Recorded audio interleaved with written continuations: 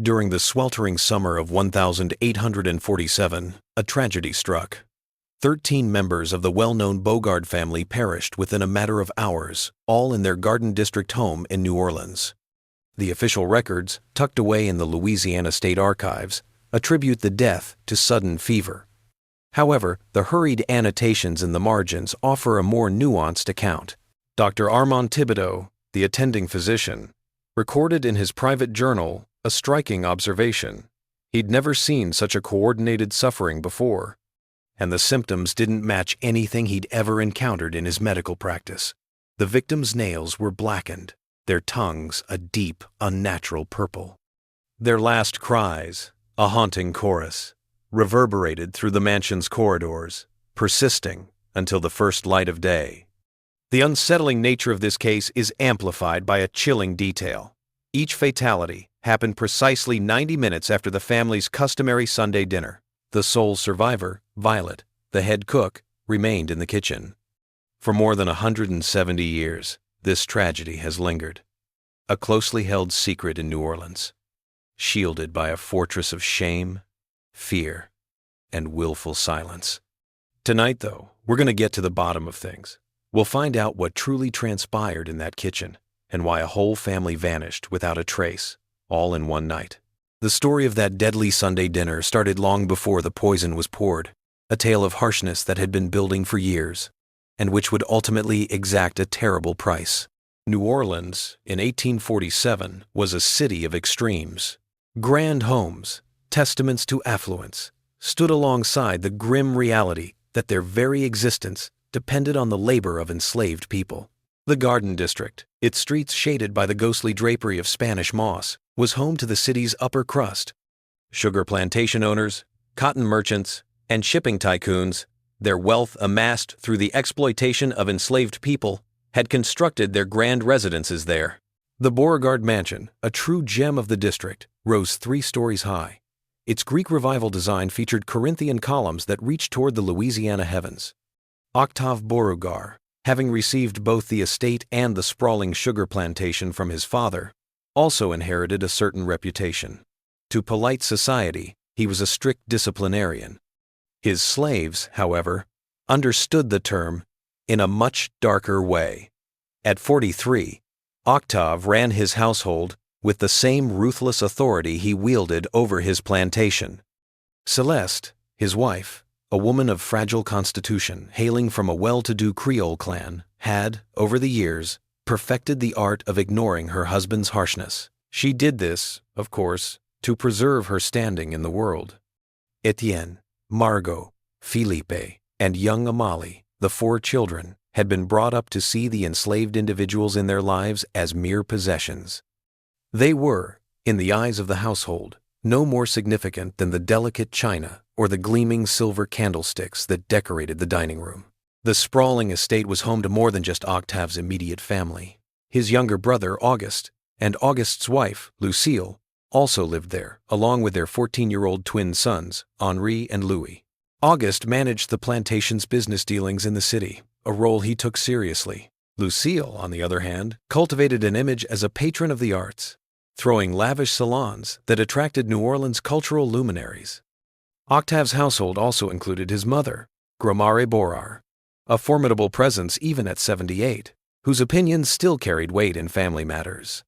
Then there was Celeste's sister, Tante Felicity, a spinster with a reputation for a cutting wit and a keen eye, both of which she employed to keep a close watch on everything that happened inside the mansion.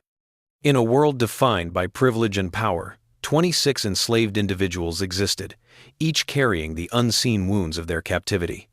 Yet, none bore a greater burden than Violet. Violet's life began in the mansion's slave quarters, a place of shadows. In 1823, she was the child of Essie, the former head cook. Essie had passed away from sheer fatigue when Violet was just a girl of 14. From a young age, Violet had been made responsible for nourishing the family that possessed her, body and spirit. Her culinary prowess was nothing short of remarkable. It was as if her hands had a sixth sense, knowing precisely how much seasoning to incorporate, the perfect duration for the roux to reach its ideal color, and which herbs would elevate humble components into dishes that garnered the Bogards' acclaim across New Orleans social circles. Violet's gifts, however, demanded a toll that most in the household failed to grasp. She toiled for 18 hours daily, up before the sun to make breakfast, and finally collapsing well past midnight. After the last plate was scrubbed clean, the tiny, windowless room in the servants' quarters held little more than a straw mattress, a spare set of clothes, and a small wooden cross, a relic from her mother. Violet's predicament was further compounded by her unusual standing within the family. As the head cook, her job was to uphold the family's standing as the go-to for the best dinners around. Ironically, though, she wasn't allowed to sample the dishes she crafted. She could identify the feel of each sauce just by looking, the perfect roast by its aroma, and the right amount of sweetness in a dessert without even thinking about it. Octave, of course, reveled in the cruel twist of fate. He found a certain satisfaction in pointing out that, despite her culinary genius, she'd be condemned to a diet of leftovers for eternity. The other enslaved individuals in the house regarded Violet with a blend of admiration and sympathy. Her abilities were acknowledged, and the minor advantages of her role were appreciated. She was seldom punished, never forced into the grueling labor of the cane fields, and occasionally given discarded dresses by the women of the household. Yet, they felt a pang of sympathy for her solitude. Her relentless commitments consumed her, squeezing out the friendships and fleeting pleasures that, for them, softened the edges of their difficult lives. Samuel, the stablemaster's son, was among the household staff.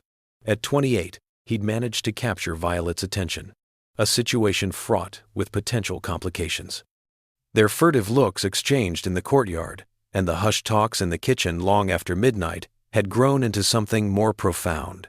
Still, they both understood that love was a rare indulgence for those in their position. Samuel's thoughts often drifted to the possibility of buying their freedom, of beginning anew in the free territories. But on a plantation, where a skilled field hand could bring in a mere $50 a year in profit for his owner, such aspirations felt impossibly far away. Then there was Moses, the butler, a fixture in the household for more than 4 decades. His stooped shoulders and thinning hair were a testament to the years he'd spent catering to the whims of the Bogard family. Moses seemed to possess an uncanny knack for predicting the family's desires. He'd materialize with a bottle of wine before anyone even thought to ask, and he'd vanish from sight with perfect timing whenever their discussions turned more intimate. His devotion to the family was the stuff of legend in New Orleans, a reputation that preceded him. Yet, for those who dared to look deeper, a certain chill flickered in his aged gaze. Young Lily, just shy of 16, served as a lady's maid to Celeste and her girls. The men of the household had certainly taken note of her beauty, and she was perpetually on edge, dreading the implications of their interest. She glided through the mansion, a specter in her own right, striving to be unseen as she executed her tasks with the flawless precision that was her hallmark. In the stables, Thomas toiled, Samuel's father. His expertise with horses was rivaled only by his grasp of the harsh realities of life, a life that seemed intent on his undoing. Thomas had seen 3 masters come and go, and he'd laid 2 wives to rest. He'd learned, early on, that the secret to staying alive was keeping his true feelings hidden. The mansion's daily life ticked along a well-worn path, a routine honed over many years. Breakfast was promptly at 7, and the family assembled in the morning room, which offered a view of the garden. Lunch was served at 1, a gathering that frequently included visitors from New Orleans' social scene. They'd come to talk shop or catch up on the latest news. Yet, the Sunday supper was the week's culinary highlight, the meal everyone anticipated. Every Sunday evening, precisely at 6, the whole clan would converge in the expansive dining room. It was a space dominated by a crystal chandelier, a costly import from Paris. The table, capable of accommodating 20, would be adorned with the most exquisite china, gleaming sterling silver, and crystal glasses that seemed to hold the candlelight, twinkling like distant stars. The Bogards held their Sunday suppers dear, a cherished ritual where work was forgotten, and the family came together, reinforcing their connections. For Violet, Sunday suppers were the grand finale of her week. She'd start her preparations on Friday, hand-picking the best ingredients from the French market. The menu would be carefully planned, a showcase of her culinary talents and a tribute to the family's Creole roots. Dinner usually unfolded in 7 acts. It began with a simple soup, followed by fish, artfully sauced. Next came fowl, its flavor enhanced by rare spices. Then, a parade of vegetable dishes, showcasing the garden's bounty. The meat courses were a display of both her culinary prowess and the family's affluence. Finally, the meal concluded with desserts, which were as much a visual feast as a culinary one. Every Sunday, without fail, the family followed the same pattern. At 5:30, they would convene in the parlor. The gentlemen favored imported brandy, while the women preferred the lighter touch of cordials. The discussions would meander through subjects as diverse as plantation operations and the latest New Orleans news, with the younger generation required to listen attentively to their seniors. At the stroke of 6, Moses would declare supper ready, and the family would file into the dining room, their movements echoing a ritual. Octave, as was his custom, presided over the table, while Celeste took her place at the far end. The children and their relatives settled into their places, a seating arrangement dictated by a long-standing, unchanging hierarchy. Gramarye Bogard, though well into her years, still held her place of distinction beside Octave, with Auguste on his other side. The dialogue at these dinners was a carefully choreographed affair. Each family member knew their part in upholding the facade of a perfectly contented, successful life. Yet, beneath the veneer of this seemingly perfect home life, a storm was brewing, a pressure cooker on the verge of explosion. The Bogard family faced an unusual strain that spring of 1847. The previous year's sugar harvest had suffered, thanks to flooding, and now creditors were starting to ask pointed questions about unpaid bills. Octave found himself in a tight spot, having to part with several of his holdings. He was even contemplating the unthinkable, selling off some of his slaves to get the money he needed. The financial strain had, in fact, amplified Octave's volatility. His temper, never a joy to behold, had morphed into something volatile and erratic. The enslaved individuals in the house became adept at reading the subtle cues. They noted the tightening of his jaw as he pored over the financial records, the biting edge to his voice when he issued commands, and, most ominously, the frigid, calculating gleam that would appear in his eyes when he was devising a fresh act of brutality. As the pressure built, Violet and Samuel's connection evolved. It became something that couldn't be concealed any longer. The events that would lead to the tragedy began on a blistering Thursday afternoon in late June of 1847. The Louisiana heat, that day, felt like a heavy, oppressive weight settling over New Orleans. Violet was in the kitchen, putting the finishing touches on the canapes for the Bogards' dinner party. They were expecting Charleston plantation owners, and she was focused on the task at hand. Then she heard Samuel's voice from the courtyard. It was raised, and it sounded like he was in trouble. She dashed to the kitchen window, and what she saw there would alter everything. Samuel knelt in the courtyard, the dust swirling around him, his shirt a ragged, bloodied mess. Octave loomed above, a leather whip coiled in his grip. The master's visage contorted with fury, his words punctuated by the spray of his spittle as he hurled accusations. "You dare look at my daughter with those eyes?" Octave's voice sliced through the thick, warm air. "You're getting a bit ahead of yourself, aren't you, lad?" Violet's heart dropped, a cold dread settling over her as the truth dawned. Margot, Octave's daughter, now 17, had taken to lingering in the stables more often. Violet observed the telltale pink that crept into the girl's cheeks whenever Samuel happened to be around. She'd noticed Samuel's unease, too, the way he tried to sidestep the unwelcome scrutiny, his deliberate efforts to stay out of the company of the white women in the house. In the twisted logic of plantation life, a slave's discomfort with unwanted attention was seen as arrogance. This presumption was then considered a serious crime, punishable by death. "Please, Master Bogard," Samuel wheezed, each word punctuated by the impact. I would never." "Silence!" Octave's whip sang through the air, biting into Samuel's flesh and leaving a fresh, crimson mark. "Your quiet speaks volumes." What transpired afterward, however, truly determined the outcome for everyone involved. Violet's patience snapped as Octave prepared to strike again. She exploded from the kitchen, interposing herself between the whip and Samuel's lacerated back. "Please, Master Octave," she pleaded. "Samuel's innocent. He's a good man. He puts in the hours, he—" The protest faltered, the words choking off as Octave's gaze locked onto her.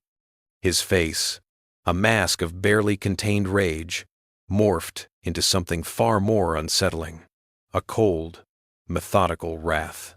The other slaves in the courtyard appeared to retreat, melting into the dimness as if anticipating a dreadful event. So, Octave began, his voice lowering to a whisper that somehow carried more menace than his earlier shouts. "The cook believes she can dictate how I manage my possessions?" Violet's legs trembled, yet she remained steadfast, a barrier between Samuel and whatever threat loomed. "No, Master, you just what?" Octave moved in, the scent of brandy sharp in the air, and she could see the spiderweb of broken blood vessels in his eyes. "You believe you can meddle with those superior to you? Just because you can whip up a passable dinner, you think you can challenge my decisions?" The quiet stretched, punctuated only by Samuel's heavy breaths and the far-off song of a mockingbird, its voice drifting from the garden. Violet understood she'd gone too far, that there was no going back. Yet, staring at Samuel's bloodied body, she felt a strange indifference. "Samuel is a good man," she said again, her voice gaining strength. "He didn't do anything to warrant this." Octave's laugh shattered the air, a sound that was almost painful. "A good man? He's mine, girl. My property, and so are you." He moved in, his voice barely audible. "I suspect you've overlooked something, haven't you? It seems you've gotten a bit ahead of yourself." The retribution that came next was a far cry from mere physical suffering. Octave had Samuel confined to the tack room of the stables, with neither food nor water. He announced that Samuel would stay there until he understood the meaning of respect. But for Violet, he concocted something much more sinister. From this day forward, he declared to the gathered family, "Violet will continue to cook, as always. However, she won't eat until everyone here has voiced their approval of her efforts." He paused, letting the silence settle, then added, "And given my notoriously high standards, the unspoken threat lingered, heavy and ominous." The following 3 days were a hellscape, truly. Violet kept cooking up those intricate meals for everyone, even though she was living on a diet of water and the odd morsel that Moses or Lily managed to smuggle her when the coast was clear. Her hands trembled while she worked the dough. Her sight swam as she mixed the sauces, and her legs felt like they might buckle under the strain of the heavy platters she brought to the table. The psychological torment Octave unleashed was far more damaging than any physical pain she endured. He'd pick apart every meal. The broth was a salt lick, the meat a workout, the vegetables mush. Each complaint meant another day of hunger. He relished the opportunity to detail the tastes and sensations of every course. Meanwhile, she remained in the dining room shadows, a silent observer of his enjoyment, unable to partake in the meal she'd created. On the second day of his confinement, Samuel, fueled by worry for Violet, found a way out of the tack room. He got to the kitchen, but Octave's men were already there, waiting. The thrashing that ensued was brutal. So much so that Dr. Thibodeau was summoned to make sure Samuel survived long enough for Octave to finish what he'd started.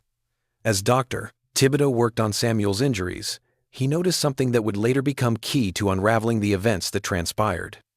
As he cleaned Samuel's injuries, he noticed that Violet was hovering nearby, her face gaunt from hunger, but her eyes burning with an intensity that made him uncomfortable. "That girl," he said to his wife that night, "she's got the look of someone who's been pushed too far. I've seen it before, in slaves who were driven to the edge. It's a dangerous thing." Dr. Thibodeau grasped the fragile equilibrium that sustained plantation life. Born into a family that didn't have much, he climbed the ladder to become one of New Orleans's most esteemed doctors. He cared for the city's affluent plantation owners, but when his principals called, he also provided clandestine medical assistance to slaves. Their masters, after all, would often prefer to let them suffer than spend money on their care. Years of witnessing cruelty had given him a clear understanding of its impact on people. He understood that the majority, when stretched too far, would shatter. They'd become empty, just going through the motions, existing without truly experiencing anything. However, a small but dangerous group would change their suffering into a stronger and more focused drive. They were the types who'd grin while plotting their retribution, biding their time until the ideal opportunity presented itself. Watching Violet that day, as she carefully dressed Samuel's injuries with hands that, despite the fatigue, were remarkably steady, Dr. Thibodeau understood.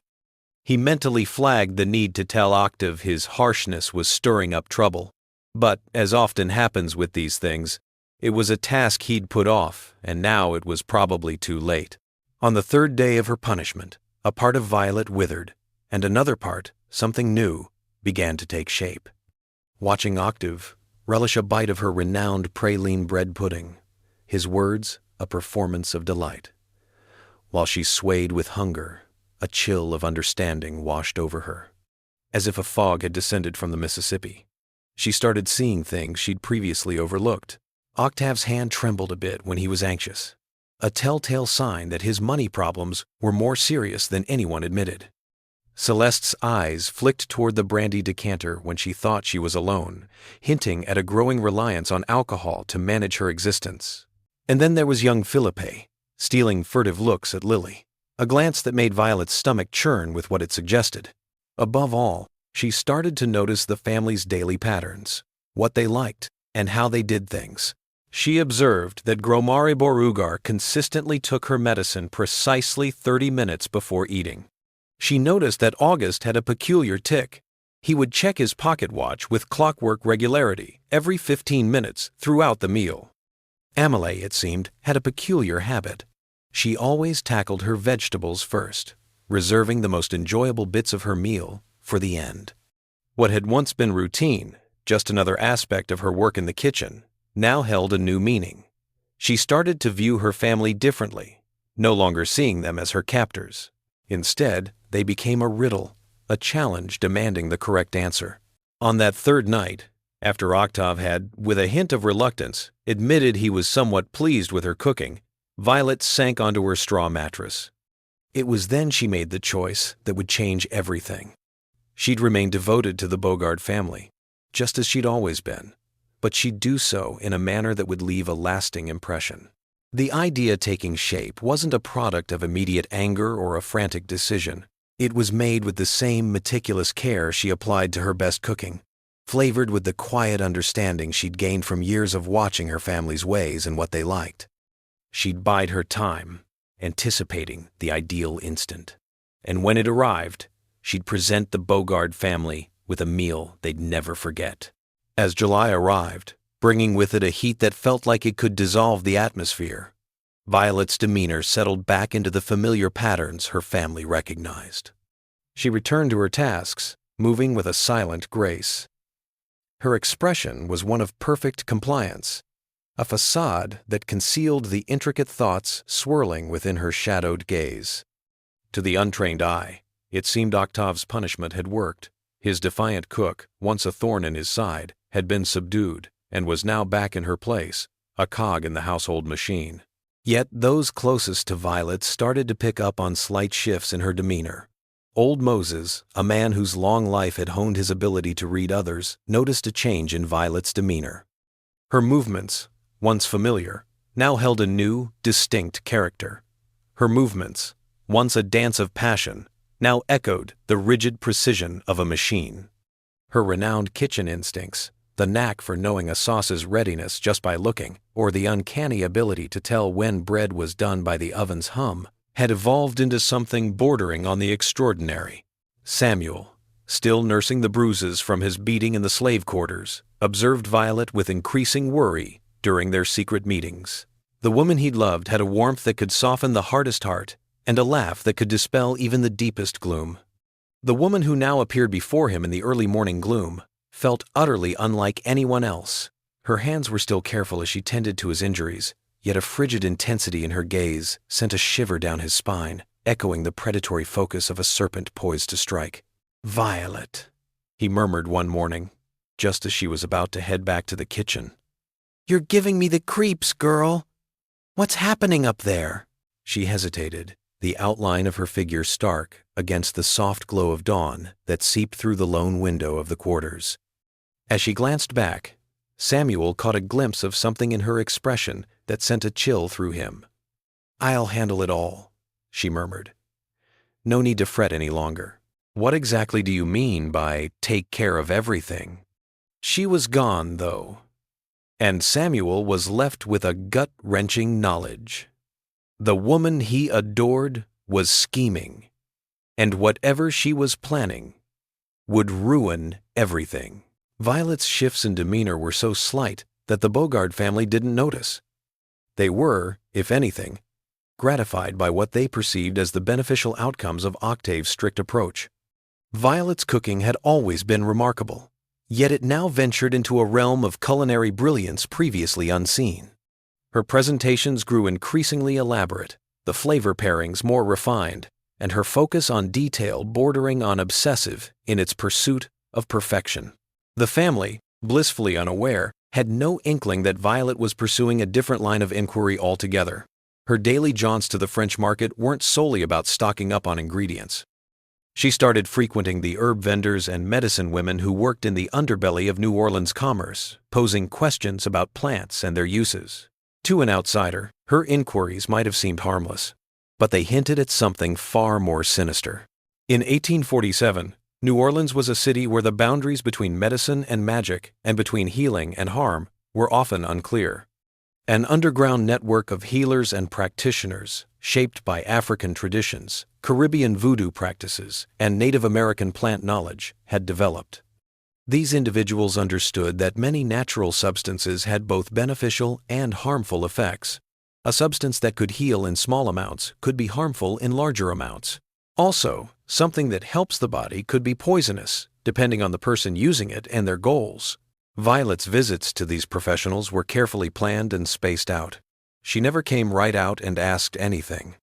Instead, she'd bring up herbs and their applications in what seemed like offhand chats.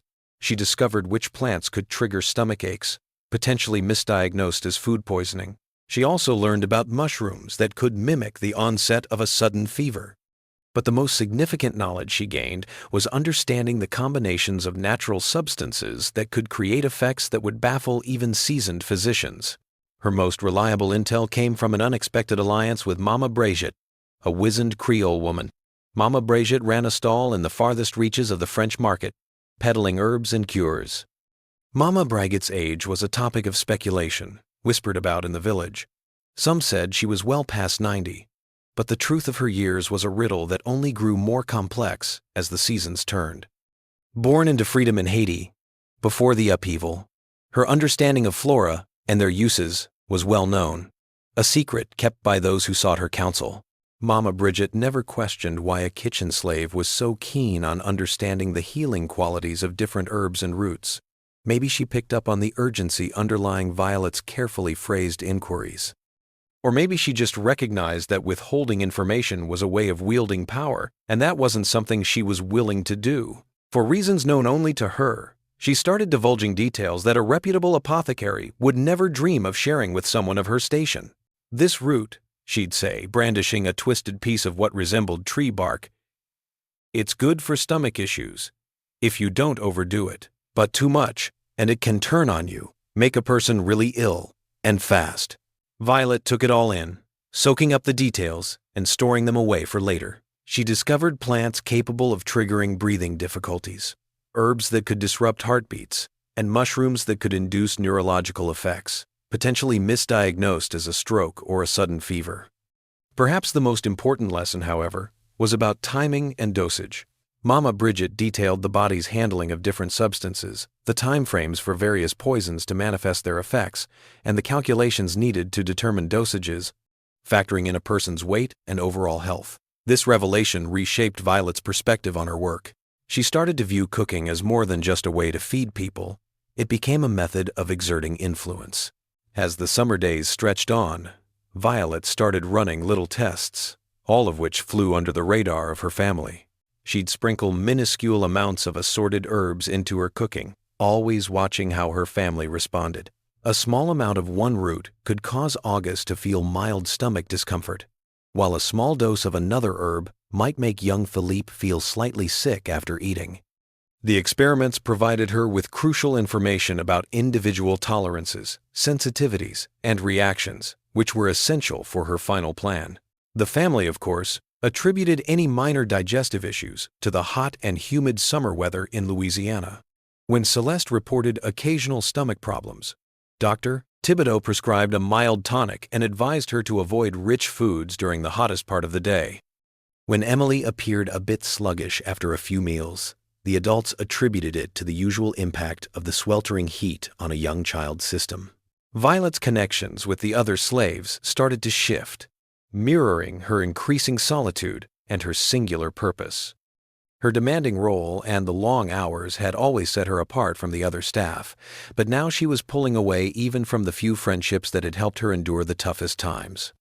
Lily, accustomed to turning to Violet for solace and guidance in her darkest hours, was met with a cool, almost detached reception. Old Moses, a man who had been a father to Violet since her mother passed, observed that their talks were growing shallower and shorter. Even Thomas, Samuel's father, found himself uneasy in Violet's presence. He couldn't shake the feeling that something about her, the way she held herself, echoed the dangerous dogs he'd encountered. They were always so calm, so composed, but you knew they were just waiting for the right moment to pounce. Samuel was the sole individual who appeared to grasp Violet's inner turmoil, yet even he found himself distanced as she became increasingly absorbed in her preparations. In those fleeting instances they shared, he'd attempt to reach her, to decipher the thoughts hidden behind her ever more unreadable exterior. "You're changing, Violet," he said one August night. They were in the little garden behind the slave quarters, voices low to keep from being overheard. "You're changing, and I don't know you anymore." Violet gazed skyward, the stars only faintly discernible through the thick, heavy air. For a fleeting instant, her facade faltered, and Samuel caught a brief glimpse of the anguish and fury she'd been silently nursing for weeks on end. "They took everything from me," she murmured. "My mother, my youth, my liberty. And just as I discovered something truly precious, something I could love, they snatched it away. They savaged you, like a beast, and forced me to witness it. They deprived me, and turned it into a spectacle." Samuel's hand hovered, then fell as she withdrew hers. "That doesn't mean you have to turn into one of them." "I'm not going to be like them," Violet said, her voice a frigid whisper that sent a shiver down Samuel's spine. "They revel in destruction. I will do it because I must." "What are you up to, Violet? What's your next move?" She held his gaze, and Samuel noticed something in her eyes he'd never encountered, a tranquility that, paradoxically, was more unsettling than any fury. "I'm going to give them exactly what they have coming," she declared. "That's all there is to it." With summer's gradual fade into autumn, Violet's preparations were reaching their conclusion. She'd pinpointed the necessary compounds, experimented with their effects in minuscule amounts, and meticulously observed the family's daily patterns, allowing her to anticipate their actions with uncanny accuracy.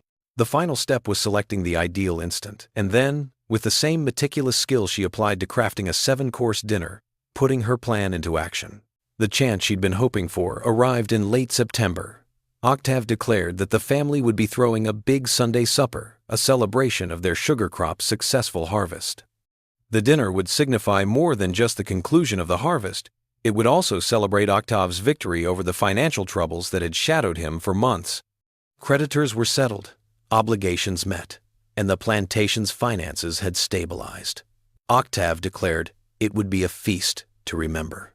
With September's swelter giving way to the gentler embrace of early autumn, the Bogard mansion hummed with activity. Octave had announced plans for a Sunday supper, promising it would be the finest New Orleans has ever witnessed. The recent sugar harvest, a resounding success, had pulled the family from the brink of financial ruin and, in the process, bolstered Octave's standing as a leading plantation owner in the city. The attendees at this gathering were a veritable who's who of Louisiana's elite. Judge Honoré Dufresne and his wife were expected to be there. Also present would be banker Edouard Blanchard and the well-connected merchant Ali Boudreau. The Reverend Father Antoine Marini would offer the blessing, and Dr. Armand Thibodeau would be there too, a familiar presence as both the family doctor and one of Octave's oldest friends. Even Augustus Chouteau, the mayor, had RSVP'd, swelling the guest list to 23. They would join the 13 Bogards for a night of revelry and indulgence. For Violet, this was the moment she'd been striving for, the endpoint of all her efforts. A grand Sunday supper, with the extended family and New Orleans' elite in attendance, would be the ideal setting for her swan song. The sheer magnitude of the undertaking demanded her utmost skill. She'd need to orchestrate several different paths, all while keeping the impeccable timing that had earned her such a stellar reputation across the city. What truly elevated this evening for Violet, however, was a choice Octave had made about the staff. Given the significance of the event, he ordered that all the household slaves stay in the mansion for the evening, prepared to address any requirements that might come up. This meant that when the time finally arrived, everyone who had been involved in or had seen her disgrace would be there to witness its conclusion. Violet, in the days before the supper, immersed herself in preparations. The energy she brought to the task even managed to impress the Bogard household, a group not easily swayed. Hours slipped by as she wandered the French market, her ingredient selection process bordering on the obsessive. Each tomato was carefully examined to ensure it was perfectly ripe. Similarly, each piece of meat was inspected for the best marbling. In addition, each herb was tested for its strongest flavor and freshness. Her dinner plans were a culinary tour de force, a celebration of Creole cooking. It would be a chance to demonstrate her abilities, yes, but also to reveal the depth of her understanding of food and its impact on us. The first course was a delicate turtle soup. It was seasoned just so, with herbs that teased the palate and built anticipation for the meal to come. Next, we'd have pompano, its delicate flesh bathed in a sauce that demanded hours of meticulous preparation and precise timing. The third course promised squab, a bird stuffed with a complex blend of rice, vegetables, and spices. This particular recipe had been passed down through Violet's family for ages, though she'd tinkered with it, making changes her forebears would likely have disapproved of. The main dishes would feature beef and pork, each cooked in a variety of ways. These would be served alongside vegetables harvested from the mansion's garden, and bread that had been allowed to rise just long enough to reach the ideal texture and taste. The dessert, however, was Violet's crowning achievement. She intended to present her renowned bread pudding, a creation featuring pralines and a custard sauce that had long been the subject of admiration among New Orleans elite. The recipe was a family heirloom, a closely guarded secret. It had been handed down from her mother, and, before her, from generations of enslaved cooks. They'd honed it to perfection in the kitchens of Louisiana plantations. Violet had devoted years to perfecting the dish, and it had evolved into a culinary masterpiece. Its intricate flavors and refined presentation made it the crowning glory of every significant Bogard dinner. What the guests didn't know was that Violet had been working on a secret recipe for the past month. This wasn't a culinary creation, though. It was something that would make this gathering far more unforgettable than any of them could have anticipated. Her final preparations commenced on Friday morning, with a visit to Mama Brigitte's stall in the French market. The old woman offered the familiar smile, the one she'd worn countless times before. Yet, this time, something had shifted. A subtle sorrow flickered in her deep-set eyes, as if she understood the gravity of the moment. "You certain this is the road you're on, child?" Mama Brigitte inquired, her hands deftly folding the last of the herbs Violet would require into a scrap of brown paper. "Once you take that first step, there's no going back." Violet held her stare, unwavering. "I've gone too far to retreat now." They saw to that. Mama Brigitte gave a slow nod, then passed the package. "Then may God have mercy on all your souls," she murmured, "for you're not going to find it anywhere else." That weekend, as Violet started the elaborate preparations for Sunday's feast, her actions became almost ritualistic, unsettling those who watched her closely. She navigated the kitchen with the meticulousness of a watchmaker, every move A carefully considered step in the assembly of something intricate. The humming, her constant companion, had vanished. Now, a heavy silence settled in the kitchen, thick and palpable. Samuel, still recovering from his injuries, but now able to move around the plantation with limited mobility, found excuses to visit the kitchen throughout the weekend. The sight before him stirred a deep, unnameable fear. Violet moved with a mechanical grace, her features a mask as she assembled the meal's parts. It was a cold, artful process, devoid of the pleasure she'd once found in the kitchen. Saturday evening, with Violet wrapping up the initial arrangements for the following day's celebration, Samuel finally faced her. He lingered until the kitchen was deserted, save for the two of them. Then he moved closer to her, watching as she meticulously cleaned her knives, her focus absolute. "Violet, please," he pleaded, his voice a mere breath. "Hold off on whatever you're thinking. We'll figure out a different approach." Her gaze remained fixed on the task, though her hands paused, the blade's surface catching the light. "Another way to what, Samuel?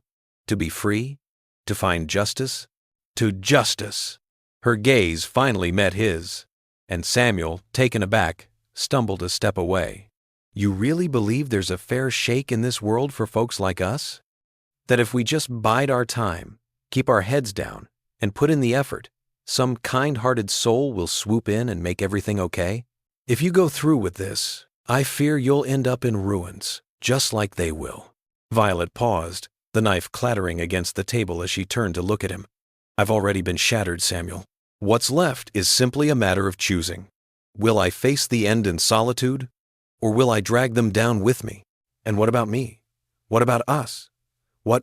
For the first time in ages, Samuel glimpsed a trace of the woman he'd once adored in Violet's expression. It vanished so swiftly, though, he could have easily convinced himself he'd dreamed it. "If you truly love me," she murmured, "you'll figure out a way to be somewhere else. Tomorrow evening. It's Ebony with news. You'll figure out. It's Ebony with news. It's Ebony with news. That's not. End quote. End quote. You'll figure out a way to be somewhere else tomorrow evening." Samuel's gaze lingered on her, a flicker of comprehension igniting in his eyes. "Violet, my dear, what on earth have you done?"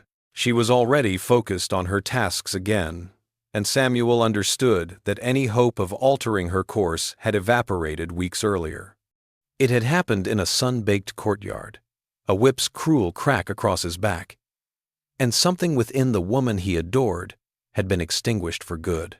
Sunday, October 3rd, 1847, arrived with a crispness that hinted at the season's change, a welcome relief for New Orleans after a particularly punishing summer.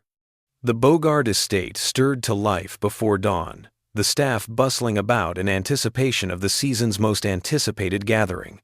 Violet rose before dawn, a ritual she'd observed for a decade. Yet, this particular morning was different, its significance stretching far beyond the ordinary. Clad in the crisp white apron and head wrap, the official garb of her role, she glanced at her reflection in the shard of cracked mirror that was her sole concession to vanity. The reflection staring back was unfamiliar, a face she'd never seen before. Her cheeks were sunken, a testament to the toll of her ordeal, and her eyes held a chilling, almost serene, stillness. She paused, taking in her reflection, imprinting the visage of the woman she'd once been. Then she turned, ready to start the most significant day's work she'd ever known. The kitchen buzzed with a kind of organized pandemonium. Violet was at the helm, directing the creation of a dinner that was, without a doubt, the most ambitious she'd ever undertaken. Unlike those earlier, more collaborative dinners, where she'd shared the workload with her colleagues, today she was determined to manage the most critical aspects all by herself. She crafted the sauces alone, blending the spices without a soul to help, and she protected her domain with a possessiveness that caught her off guard. Old Moses, the butler, whose job it was to keep the kitchen and dining room running smoothly, observed something peculiar. Violet, it seemed, had acquired an uncanny knack for knowing precisely where everyone was at any given moment within the house. She'd stop what she was doing whenever she heard footsteps, and on more than one occasion, he saw her straining to hear conversations from other rooms, as though she were keeping tabs on everyone in the house. "Girl's got ears like a cat today," he murmured to Lily, their hands busy with the silver in the pantry. "She's acting weirder than usual," Lily said, her own nerves frayed by the demands of hosting such high-profile visitors. She nodded, though her mind was elsewhere. She'd been off, acting oddly for weeks, ever since Master Octave had dealt with her and Samuel. Neither of them understood that Violet's keen perception had a particular function. Months of observation had gone into understanding the family's daily rhythms. Now, though, she needed to pinpoint their exact whereabouts and what they were doing, all to guarantee her plan's flawless execution. Each facet of her scheme relied on a level of coordination that would have impressed even the most meticulous Swiss watchmaker. The mansion came alive with the bustle of the morning, the air thickening with the aromas and sounds of getting ready. Fresh blooms graced every room, and the crystal gleamed, reflecting the candlelight in a way that made it seem to dance. The dining room table was laid out with a meticulousness that suggested a mathematical precision. The Bogard family's prized Limoges china, a costly import, shone brightly on Irish linen tablecloths. Meanwhile, the sterling silver utensils reflected the chandelier's light, twinkling like a constellation. Around midday, the family started getting ready for the evening's celebrations. Celeste devoted hours to Lily, meticulously crafting her hair into an intricate design. It involved a multitude of pins and a generous amount of pomade. Gromare Borar, though well into her years, clung to tradition, donning her most elegant black silk dress and the emeralds that had been passed down through her family for decades. The family men convened in Octave's study, ready to taste the imported brandy slated for after the meal. Their talk flowed, touching on the fruitful sugar harvest and then drifting to the political climate in Washington. Flush with the plantation's recent financial upswing, August was in high spirits, regaling everyone with tales of his clever business dealings. Young Philippe and the twins, Henri and Louis, were all decked out in fresh suits for the day. Little Emily, however, was the picture of innocence in her white organdy dress, a vision of a small angel. The children understood the evening's expectations. They were to be present, a source of admiration, but their words were to be carefully measured. They could speak, of course, but only when directly addressed, and they were never to interject themselves into the adults' discussions. The afternoon stretched, and soon the mansion started to fill with guests. Judge Dufresne and his wife, Matilda, arrived first. They were soon followed by banker Blanchard and his daughter, Celestine. The young woman, with her beauty and sizable dowry, had become the object of attention for every eligible bachelor in New Orleans. Dr. Thibodeau showed up, his familiar medical bag in tow, though he silently wished he wouldn't be called upon during what was shaping up to be a happy event. Mayor Shudo's arrival sparked a noticeable buzz. His presence instantly elevated the event's significance. The mayor, a stout fellow sporting a magnificent mustache and a penchant for grandiloquent oratory, wasted no time. He began with hearty congratulations for Octave's bountiful harvest, followed by optimistic forecasts for the Louisiana sugar industry. It was when the guests began to arrive, however, that Violet set her most important scheme in motion. With the house buzzing with guests and the usual staff schedules thrown into disarray by the evening's entertainments, she put the finishing touches on the dinner. With the precision of a pharmacist compounding a prescription, she meticulously incorporated precisely measured quantities of diverse ingredients into the meal's individual elements. Every plate was a personal affair, crafted with care. She considered each person's tastes, health, and even where they sat, adjusting the ingredients accordingly. The quantities were calculated with careful precision, providing enough of the desired effect. However, the distribution was designed so that no single dish would contain a concentration that could be detected if tested. Violet's preparations were especially devious, thanks to her knack for timing and the power of cumulative impact. The ingredients she'd selected would act in concert, their effects accumulating subtly during the course of the meal. The symptoms would then converge, peaking dramatically. By the time the problem was discovered, it would be too late to find the cause or provide effective treatment. As the clock neared 6, the family and their friends congregated in the parlor, drinks in hand, ready to chat. The air was thick with the heady scent of victory, and Octave, in his element, presided over the scene. He was a monarch, accepting homage from those around him. The talk was as lively as the wine, which had traveled a long way to get there. They touched on everything, from the newest trends in Paris to the possibility of finding gold in California. Violet, leaning against the kitchen door frame, experienced a chill of pleasure as she surveyed the scene before her. Each individual who'd played a part in her pain, every family member who'd either joined in or turned a blind eye to her degradation, every societal figure who'd helped build and uphold the very system that had robbed her of her life, they were all present, attired in their best and prepared to witness her final act. At precisely 6, Moses, the elder, materialized in the parlor entrance, offering a courteous bow. "Ladies and gentlemen," he intoned, his voice taking on a formal air, "the supper is now ready." The journey to the dining room adhered to the long-standing customs that had dictated Bogard family meals for years. Octave and Mayor Shuto took the lead, with Celeste and Judge Dufresne bringing up the rear. The other guests and family members settled into their places, a clear pecking order on display. Gromare Borar, despite needing a hand from young Etienne to make the brief trek from the parlor to the dining room, still claimed her place of distinction. The dining room, now a tableau of extravagant beauty, would have wowed even the most seasoned New Orleans socialites. The room was awash in a soft radiance, courtesy of the dozens of candles flickering around the gathering. Crystal glasses, in turn, played with the light, sending it dancing like tiny captured stars. The scent of Violet's cooking wafted through the house, a fragrant prelude to the meal that had already begun to tantalize everyone's taste buds. The atmosphere buzzed with expectation as the guests settled into their places. Octave had been singing Violet's praises all week, setting the stage for what he insisted would be the best meal they'd ever had. Even Dr. Thibodeau, a man accustomed to the culinary delights of New Orleans and Paris, found himself anticipating the renowned creations of the Bogard kitchen. Violet, unseen by the guests, was busy backstage with Moses and the other staff, making sure every dish arrived at the table perfectly timed and beautifully arranged. Unlike the elaborate dinners of the past, where she'd reveled in the presentation of each course, tonight she observed the service with the cool detachment of a scientist studying a controlled experiment. The turtle soup, a dish of exquisite subtlety, garnered the sort of acclaim that, in days gone by, would have delighted Violet. Judge Dufresne called it a culinary masterpiece, and Banker Blanchard declared it better than anything he'd tasted in the best Parisian establishments. Even Gromare Bogard, known far and wide for her sharp tongue, found herself nodding in approval, clearly enjoying the intricate medley of tastes. Unbeknownst to the patrons, the soup held the initial of several precisely calculated doses, each designed to interact as the night progressed.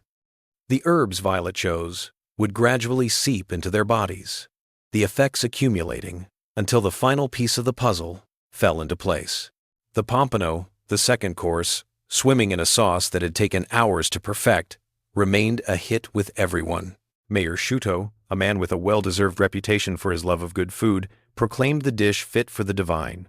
He then asked for the recipe, a request Octave readily agreed to fulfill, promising to secure it from his skilled chef. The atmosphere in the dining room grew more lively and cheerful as the meal continued.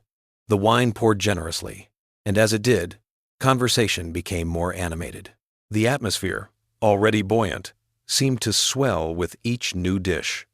Tales were spun, laughter echoed, and glasses clinked in celebration of everything from the bountiful crops to Louisiana's promising tomorrow. But Violet, observing from the kitchen entrance, started to pick up on subtle shifts in some of the guests that seemed to go unnoticed by everyone else. August's usual hearty appetite appeared somewhat less robust, even as he offered his usual enthusiastic praise for every course. Celeste seemed a bit off, a slight grimace crossing her face now and then. She'd press her hand against her abdomen, a move she attempted to keep discreet. Young Philippe's cheeks were a bit pink, but it was easy to chalk it up to the thrill of sharing a meal with such esteemed company. The meat dishes arrived, and the display was nothing short of spectacular, eliciting audible gasps of appreciation from everyone present. The beef, a testament to Violet's culinary prowess and her flair for presentation, was a standout. The pork, on the other hand, introduced flavor pairings that left several guests utterly astonished, claiming they'd never tasted anything quite like it. It was at this point in the meal that Dr. Thibodeau first observed something that would later become crucial to his understanding of the events that unfolded that night. With the practiced gaze of a doctor, he studied the other patrons, and soon noticed small indications of physical discomfort that clashed with the apparent merriment. Gromar Borar, while clearly enjoying the meal, seemed to be having a bit of trouble getting it down. Henri, her grandson, was sweating more than the balmy evening air seemed to justify. Banker Blanchard's customary animated chatter appeared to demand a bit more exertion than usual, suggesting he was battling some unseen weariness. Yet, these fleeting observations were quickly brushed aside, lost in the haze of a lavish dinner on a balmy evening, surrounded by revelers who'd been celebrating for hours on end. Dr. Thibodeau made mental notes, but saw no reason for immediate concern, especially given the widespread enthusiasm for each course as it was presented. The dessert, however, was Violet's real triumph. It wasn't just a feat of cooking, it was a demonstration of her darker talents. The bread pudding came out just as her mother had shown her. The pralines perfectly caramelized, and the custard sauce? It was a miracle, really, the way it came together. Yet, nestled within this celebration of classic Creole cuisine lay the last lethal ingredient of Violet's culinary creation. The dessert arrived, paired with coffee and a selection of after-dinner drinks, and the compliments began to flow, reaching a level that was almost comical. Mayor Shudo announced he'd need to rethink his definition of the best dessert Louisiana had to offer. Judge Dufresne, on the other hand, believed Violet's skills were far too good for a private home and that she ought to be cooking for a king. Octave reveled in the praise, soaking up the accolades directed at his cook as if he'd personally crafted the exquisite feast. He lifted his glass, a smile playing on his lips. "To the best cook in all of Louisiana," he declared, "whose skills have turned this night into a celebration we'll talk about for ages."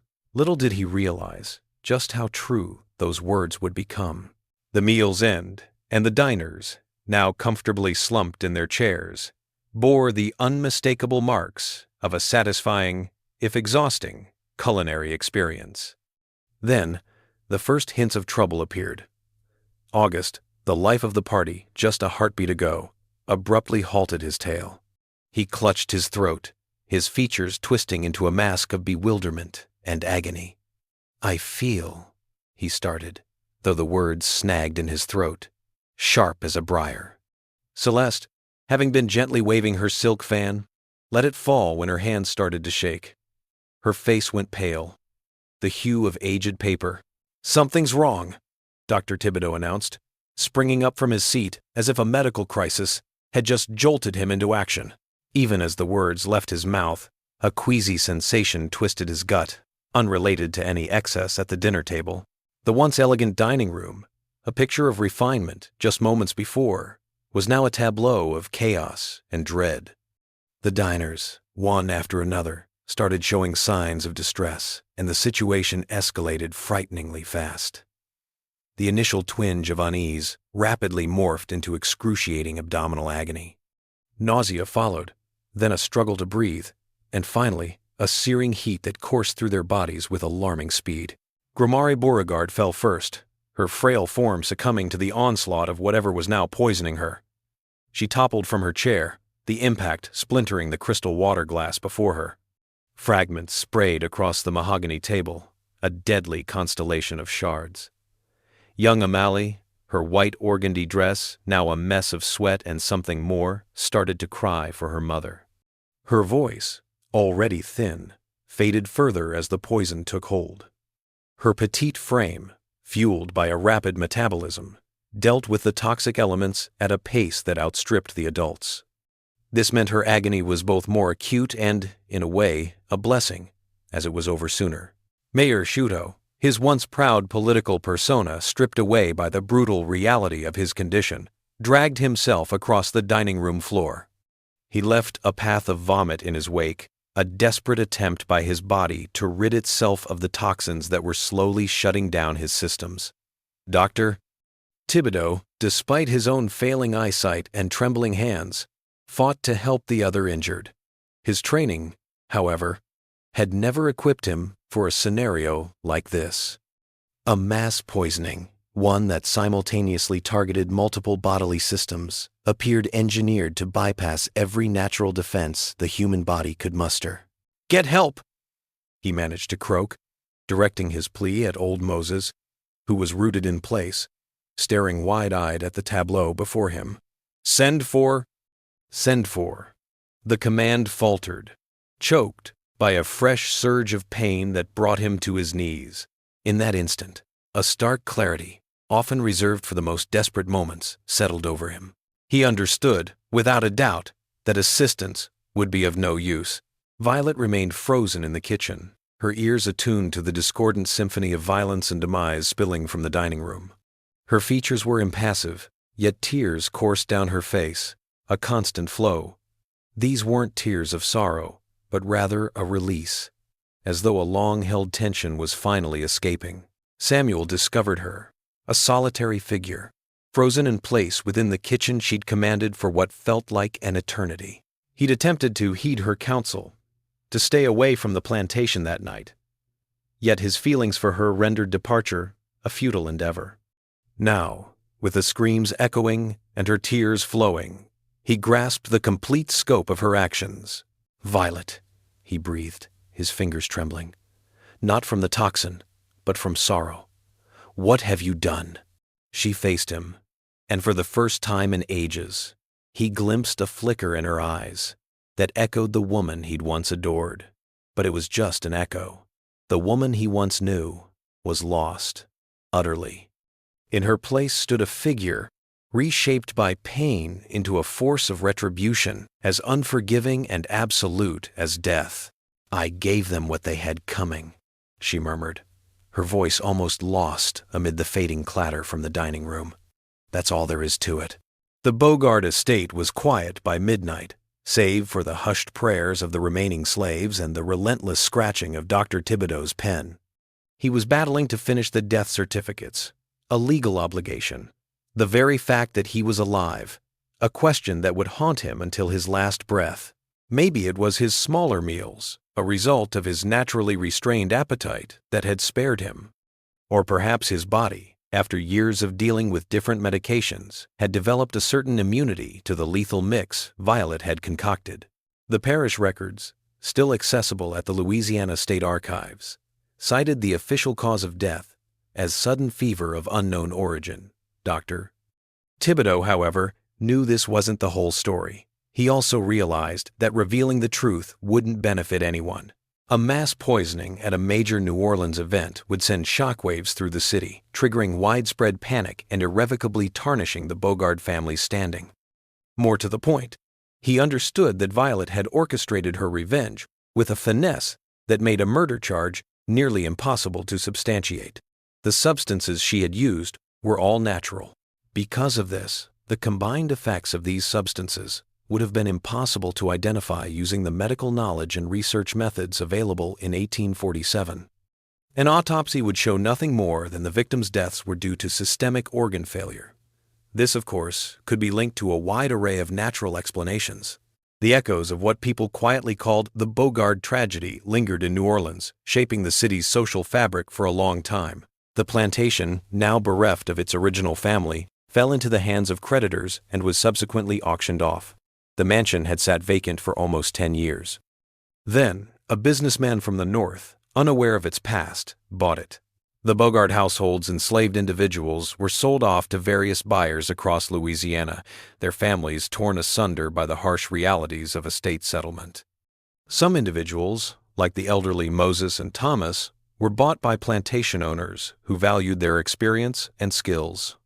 Lily, and others like her, vanished into the sprawling web of human trafficking, a system that fed the labor demands of southern sugar plantations.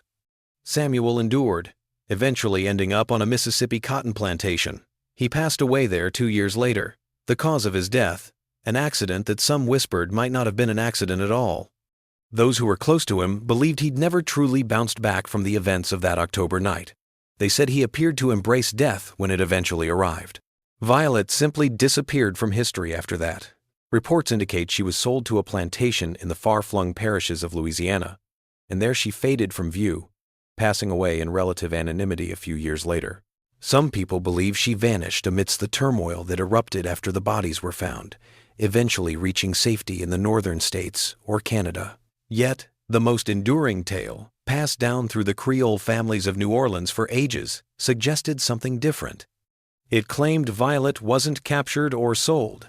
Instead, she'd vanished from the plantation that very night, slipping into the darkness of the French Quarter.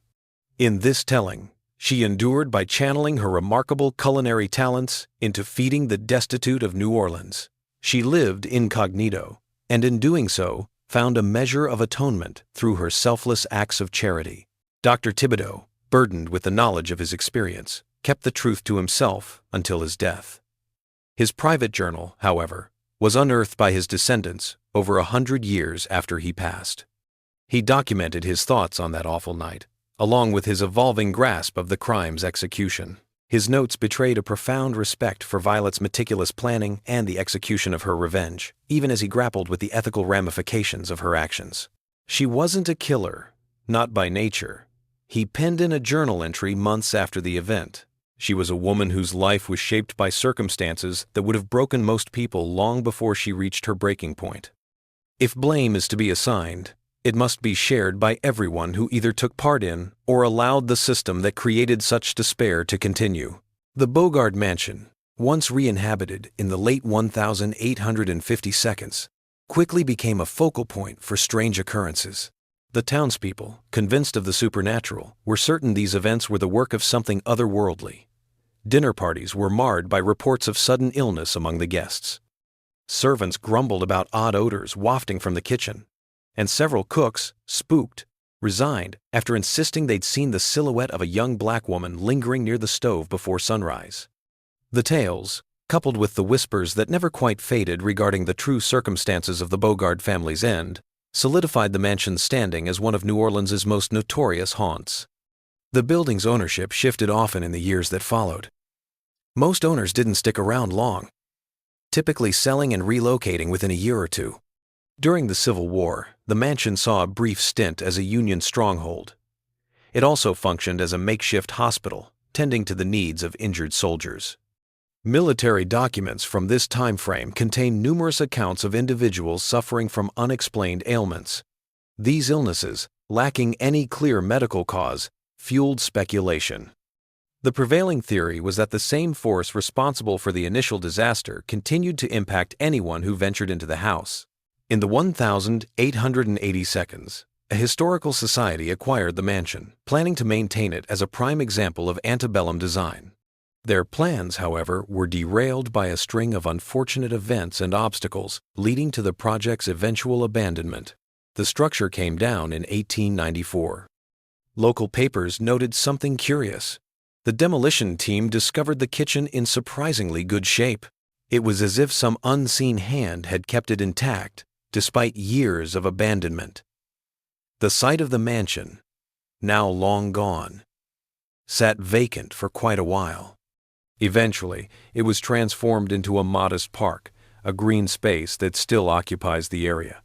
Unexplained occurrences continue to surface among the locals. They've noted sudden bouts of sickness at community events, the scent of food wafting through the air despite the absence of any cooking, and, on occasion, the appearance of a young black woman, dressed in antebellum attire, strolling through the park during the early morning. However, the most lasting impact of Violet's story might not come from ghost stories or supernatural ideas. Instead, it could be found in how it shows the human ability to be both cruel and resilient.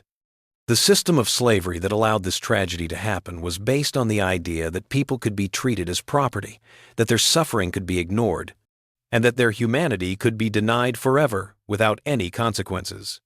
Violet's story serves as a strong reminder that these assumptions were not only morally wrong, but also dangerously naive. Every oppressive system carries the seeds of its own end, often planted by the very cruelty it uses to stay in power. The 13 Bogards who perished that October night weren't, by any straightforward measure, wicked individuals. Growing up in their specific time and place, they were raised to see slavery as a normal part of life, and they were taught to view enslaved people as fundamentally different from themselves. However, their participation in and benefit from a system built on human suffering created the conditions that would eventually lead to their downfall. Violet's quest for revenge, ultimately, was both perfectly reasonable and deeply sorrowful. It was reasonable, given the cruel circumstances that pushed her to this point. But it was also tragic, a sign of the corruption of a spirit that had once known the simple joys of cooking and the happiness of sharing food with others. The woman, once known for her culinary skills and the joy of nourishing others, transformed into a figure of destruction. This wasn't due to some innate wickedness. Rather, the world around her had offered no alternative routes to a sense of self-worth and fairness. This story suggests that the most terrifying horrors often come from human actions and societal structures rather than from supernatural forces. The true specter that plagued the Bogard estate wasn't the restless soul of a single individual. Instead, it was the shared remorse of a society that had, for its own gain, constructed its wealth upon the backs of enslaved people.